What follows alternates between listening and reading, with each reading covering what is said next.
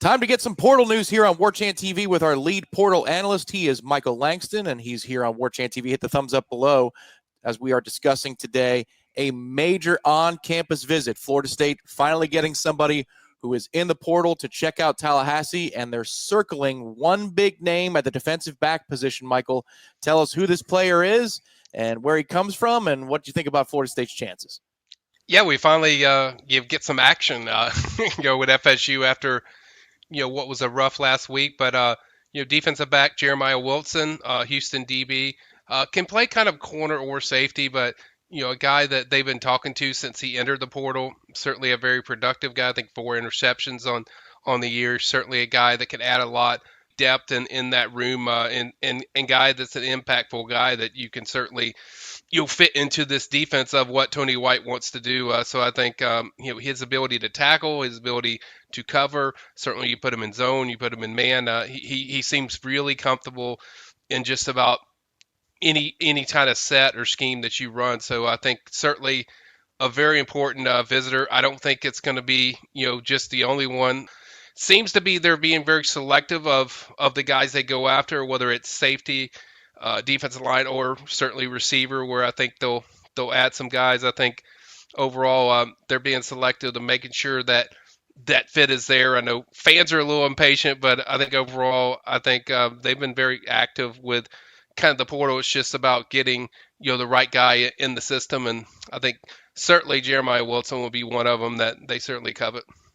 So Jeremiah Wilson is one defensive back that they potentially would be bringing in if they can get a yes from him. Another one, a teammate of his from Houston as well, is at least another name that Florida State is considering. Is that, Michael, the position that you think Florida State is targeting, number one, or do you think it might be something that's in the trenches that they still are, maybe not this week, but they're trying to lock down? Because what I will tee up, as I saw on the PRB, where you can get these updates on the transfer portal. Mm-hmm.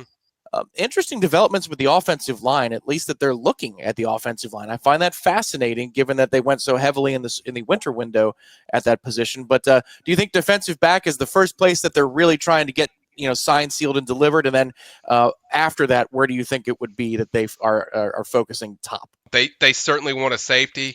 I think cornerback is certainly one where they'd like to fill in the depth, and then you have positions like defensive line and now receiver with them losing a few guys. I think they definitely want to get at least one, possibly two. I would say the first receiver would be more so very productive, steady, strong, talented, certainly a guy you can just insert and be good. And then the other one, if they did take a second one, I think would be more highly talented, but one that they'll have several years to get where they want to get them, as far as their game. But definitely defensive line, receiver, and safety, I think, are the three kind of positions that I've heard pretty frequently. Yeah, then this is interesting to me as well, because there's two ways to recruit out of the portal. There's guys that can help you this fall in 2025, and then there's also, you might be looking for multi-year players that can help bolster your roster into the future. And it does seem like Florida State has checked in at least in a couple position groups like that. You're mentioning receiver, maybe in the trenches as well. Yeah. What do you think about where Florida State is targeting maybe some long-term answers? Is that where they're looking at on the offensive and defensive line? Like if they were looking for some younger players that could help them out in the future, where do you think they might be looking? Yeah, I think the offensive line, Cam Pringle is a name I've heard a lot from South Carolina. That's a name that's been popped up on my screen a lot. I think Matt Lasser, confirmed today that Larry Johnson, I forget what school, but he's one that they're active with, or at least communicating with. I haven't heard it was serious, so I didn't mention him yet, but I think Pringle's one that if there was a visit, that was set up, and it kind of fits what we said from the fall window, which was they would like to add a offensive tackle in this class. So I think that kind of fits everything we've heard from the start, but certainly a guy, you want guys in there that one you can, I think offensive tackle position is one that they won't help right now. That could help them, depth-wise, really finalize that room. I think they feel pretty good about kind of what they've seen so far in the spring, but they know, a few guys have left, and you have to tackle still, whether nobody left or somebody left, that was still a spot that they wanted to, bring in a sudden impact type of guy. So, and then I think defensive line, really one or two guys. I don't know.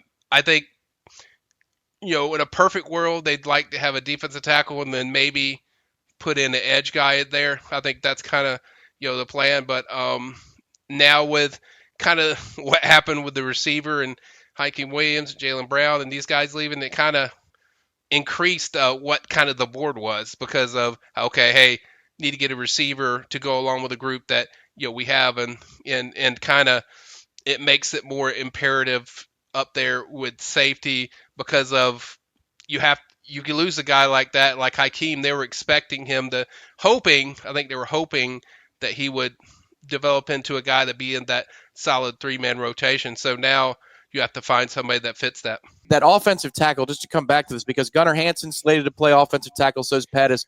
That tells me that maybe not necessarily an indication about health, but that they don't love what they have in case one of those guys has to miss a game right. in 2025. Right. That's what that sounds like to me.